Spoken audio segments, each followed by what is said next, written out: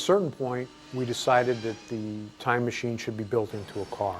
And we came up with this gag where the farmer would see the time machine and think it was a spaceship. Looks like an airplane without wings. That ain't no airplane. Look. The cliche with a spaceship is a gull-wing door. And there was only one car that was cool that had a gull-wing door, and that was the DeLorean. So we thought it would be very hip and very cool if Doc Brown built his time machine in a DeLorean. Are you telling me that you built a time machine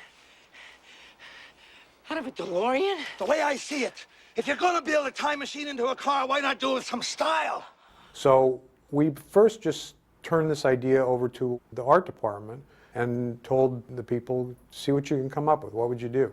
I remember Andy Probert was the first guy that was hired in the art department to start trying to conceptualize this.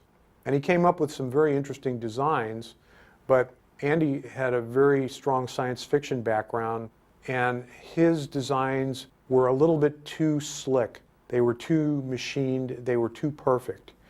And of course, Doc Brown was a guy that built this time machine in his garage. So we wanted something that looked a little bit more homemade, a little cruder, a little bit more dangerous, because parts would just be hanging off the back of it and so forth. So we turned to Ron Cobb. Ron had designed Conan, among other things, and he was somebody that we knew, and his style had a much more earthy quality to it. So we turned this over to Ron, and Ron came up with some very interesting ideas that we ended up using. I believe it was Ron that came up with the coils on the back of the machine, and the idea that there would be a nuclear reactor. That was very important, that the time machine was nuclear, so how would you put a nuclear reactor in a car? Of course, the nuclear facility at 3 Mile Island was on everybody's mind back in the 80s, and we all know that those big giant cooling towers are necessary for a nuclear reactor. So the big nuclear cooling vents that are on the back of the DeLorean were an extension of that idea. My recollection is that Ron did it first, and he just had one, and we said, well, let's balance this thing, let's have two of them. And Andy came back and did what became the final design for the DeLorean. After Back to the Future came out, we got, of course, a lot of fan letters, and I think our favorite fan letter came from John DeLorean himself, and I'll read that letter to you.